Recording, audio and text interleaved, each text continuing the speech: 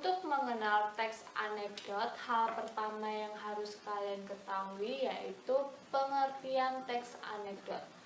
Menurut Kamus Besar Bahasa Indonesia, teks anekdot merupakan cerita singkat yang menarik, lucu, dan mengesankan.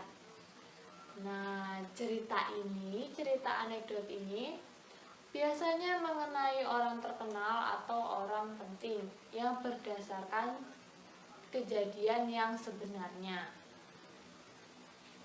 Namun, teks anekdot ini tidak selalu menceritakan tentang cerita yang kejadiannya sebenarnya. Bisa juga teks anekdot ini diceritakan dalam bentuk cerita jenaka atau rekaan. Dulu teks anekdot ini terdapat di media cetak yaitu koran, majalah. Sedangkan di zaman sekarang, di zaman now ini, teks anekdot ini banyak sekali beredar seperti di sosial media, televisi, atau surat kabar dan lain sebagainya. Dulu saat masyarakat hanya menggunakan media cetak, teks anekdot ini merupakan hiburan bagi pembaca. Biasanya teks anekdot di zaman now ini berbentuk meme atau cuplikan dialog yang lucu dalam sebuah cerita. Nah, anak-anak, jika kalian sudah pernah membaca cerita lucu atau guyonan yang berisikan tentang sindiran terhadap seseorang atau terhadap instansi tertentu, cerita tersebut disebut teks anekdot. Teks anekdot adalah cerita yang singkat, lucu, dan mengesankan yang biasanya mengenai orang penting atau orang terkenal, dan biasanya berdasarkan kejadian yang sebenarnya, serta mempunyai maksud kritik di dalam cerita tersebut. Apakah kalian sudah paham tentang pengertian teks anekdot? Jika sudah, mari kita lanjutkan ke materi selanjutnya, yaitu ciri-ciri teks anekdot. Ciri-ciri teks anekdot yang pertama yaitu humor atau lucu. Yang kedua, bersifat menggelitik atau menghibur para pembaca. Yang ketiga, bersifat menyindir. Yang keempat, objek sasaran cerita tersebut biasanya orang penting atau terkenal. Yang kelima, memiliki tujuan tertentu. Yang keenam, ceritanya mirip cerita dongeng.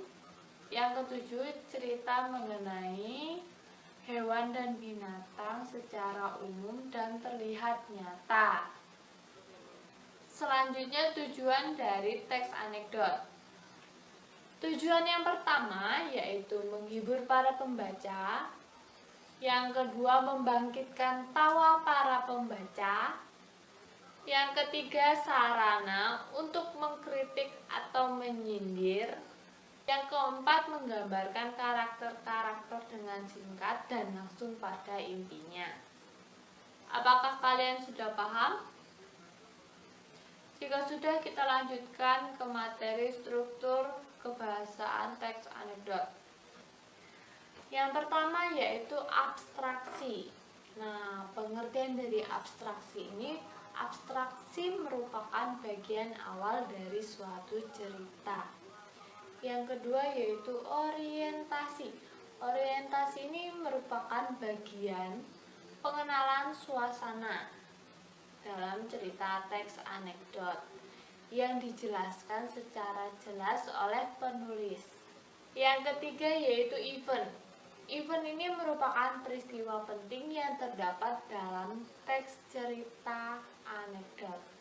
Nah, biasanya di event ini cerita lucunya terdapat di event, di bagian event.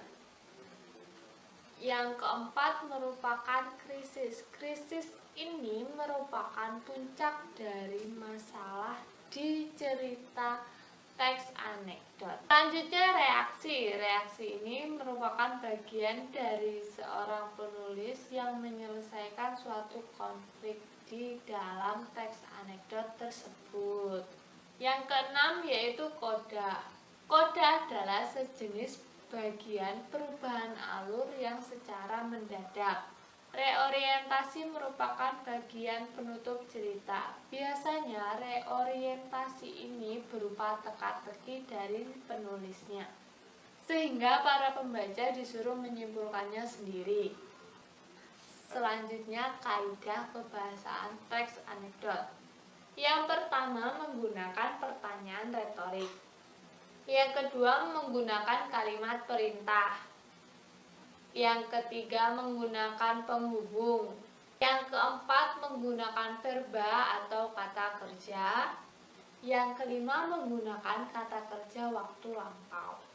Yang keenam, urut berdasarkan kejadian waktu. Apakah kalian sudah paham? Sudah. Jika sudah, Ibu akan membagi kalian ke dalam beberapa kelompok untuk berdiskusi dan mengerjakan soal yang akan Ibu bagikan. Ibu bagi dalam beberapa kelompok. Satu kelompok berisikan 6 orang.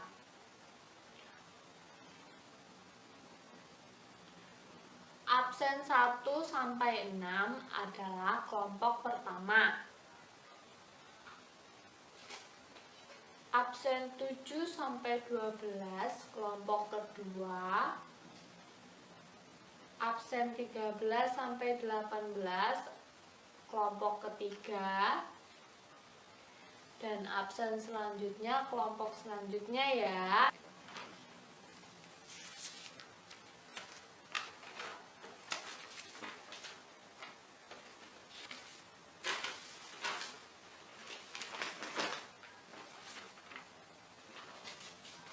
Ibu akan membagikan teks cerita anekdot yang akan kalian diskusikan bersama kelompok kalian.